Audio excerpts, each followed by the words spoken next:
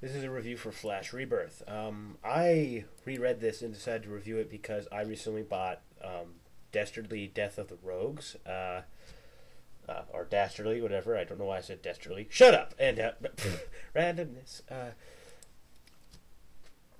I figured to read this first before I read it, and one thing I was kind of worried about is because my mind works differently from people I see. I kind of will start like my opinion could change anytime.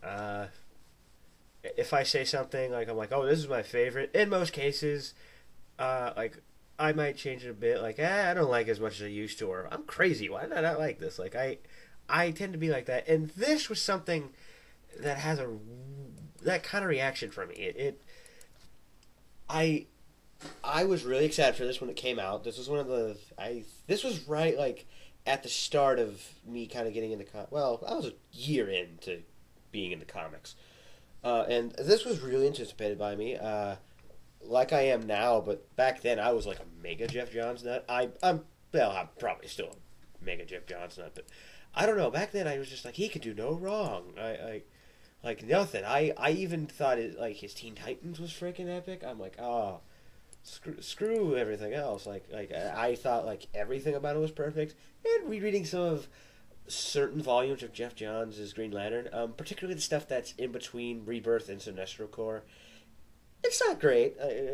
It's kind of average. Not that that's a problem. I'm fine with that. I'm totally fine with somewhat average stuff. Dustin accepts totally average.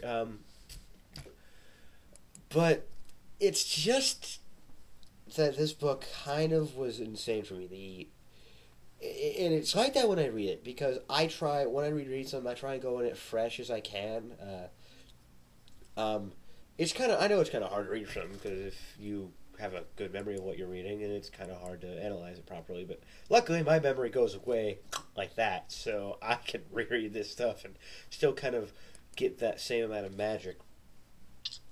The thing that just bad about this is it's honestly you okay. I don't want to sound really immature, but it is Barry kind of being emo. He's really down in the dumps, and he doesn't understand why he's back, and he's just kind of trying to find his place back in the world again. I mean, we had Wally being the Flash. There's so much that's different. He's so out of place. Friends of his are dead. Friends are completely different superheroes now. Like Dick Grayson being the character he is, though he's not in the book. Like they do play with that in this. They did kind of play with that at the beginning of Blackest Night. They played with that. Well, not too much. No, I don't think they never did that in the Dastardly Rogues, but it's really it's him with the smoke fest, and you can understand why. I mean, after all these years, he just kind of randomly brought back. You can question that. Also, we find out that they retconned his mother being killed and that his father was accused of being the murderer. A retcon that only bothered me when I first read it because I'm like, that seems really random. Like it comes out of nowhere. It's still out of nowhere. As far as I know, and I've only consulted a couple internet sources and a few people who've read Flash for a long time. Like they read it like a few years after Crisis happened. That's how they don't know a single thing. Then again, that was Wally West. But I know a lot of people who have somewhat of a working history with just any version of the Flash, and they know nothing about the murder. So it just seems kind of random. It just came out of nowhere. Not that that's bad. I'm totally fine with adding in new stuff, but it just seemed like this thing that popped up out of nowhere, and I don't know, it just seemed kind of slightly like it was. I know a lot of people accuse Jeff Johns of changing shit up and shoehorning things in to do what he wants, and to an extent, I will agree with you. But it's not. I don't call it shoehorning. I call it him, changing stuff up. Again, you can be whatever way you want to be with it. I don't care. It's just that I think it's at least he does it cleverly. He just doesn't throw stuff in. But this was one of the examples where it just seemed like he shoehorned it in until you understand why. Now there are other spoilers here.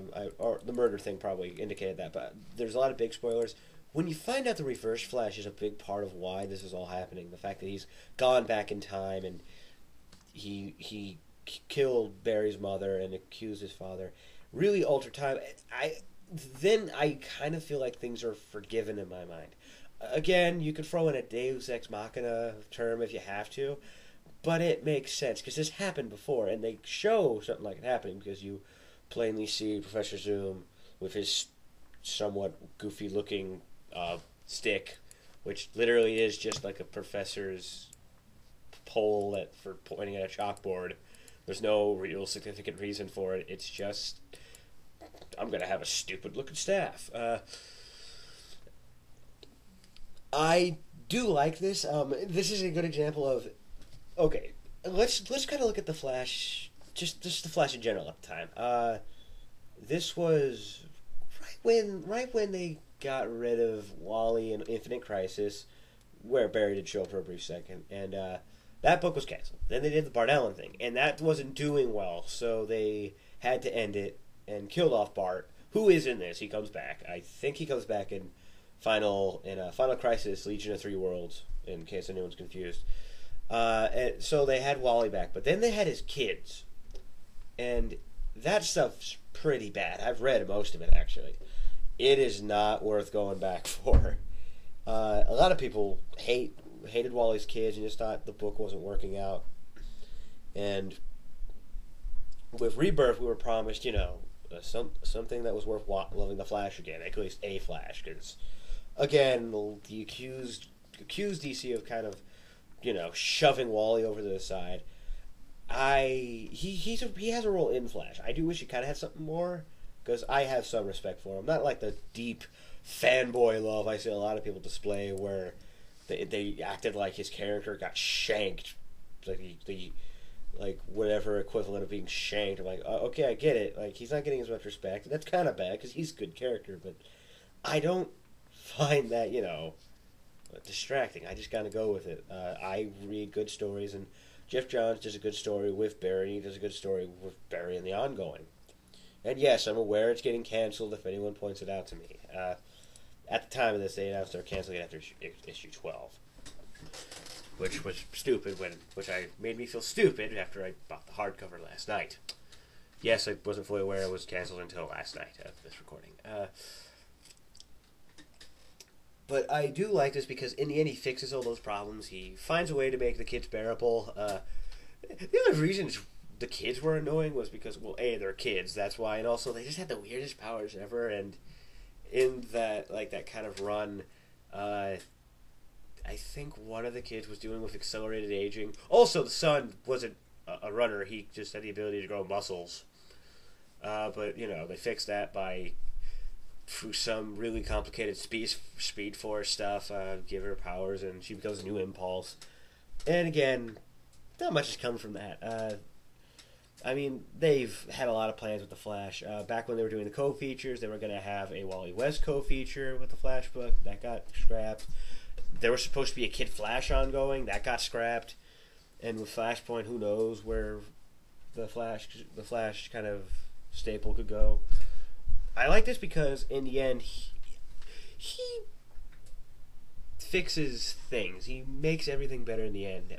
Another thing I want to point out, because, again, can't stop the Green Lantern Rebirth comparisons with this book. I don't know if it's just me, but things seem brighter. Like, if you know what I mean, like, because a good reason for this is a lot of the scenes in Rebirth take place in either dark areas, space, or just outside in the dark. So colors seem really kind of dark and dank in that book. Here it's really bright, like probably because most of your characters are wearing bright yellow or red and have lightning shocking around them. But a lot of it's I just like the comparison where I read both books and the color just seems more vibrant and brighter. Like this is more of the daytime. I just want to mention that it's not distracting or anything. It works. Eva Van Scriber's art is He's one of those artists where I'm not amazed by his art. He's not like John Romita Jr., Francis Manipul to me. He's just like, oh, he's really good, but I think it's because he's not really good at keeping up his time. Many people understand this book got really delayed. I don't know if it was because of him only. I do know Jeff Johns kind of was he said he was slightly to blame because with Blackest Night happening at the time, and he was writing Green Lantern and. But of course, Stephen Vanguard was to blame as well. We can't just let that go. I do like this book. I do say you should get this. But I know there's something here that's going to stop someone from liking it. People who are huge fans of Wally West Flash probably won't like this because, you're going to have to go with the fact that technically he is kind of taking over and replacing him. And I'm fine with that because Johns knows the characters, and he's not totally disrespecting Wally. Like, he, in this book, is totally, it's totally speedster porn. There's tons of people who run fast in this book. It's definitely him being respectful to the source material that came before and truly a good story, as he does always. Check it out.